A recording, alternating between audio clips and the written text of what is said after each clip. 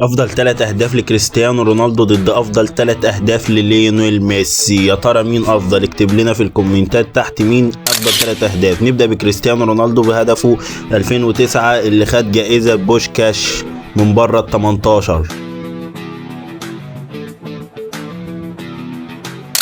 تاني هدف لكريستيانو كان مع يوفنتوس في 2019 وكان اعلى جامبر كريستيانو كان فوق 2 متر فاصل 50 سم.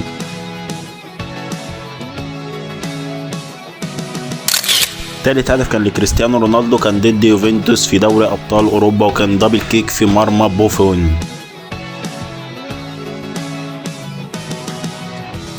ونبدأ بأول هدف لليونيل ميسي.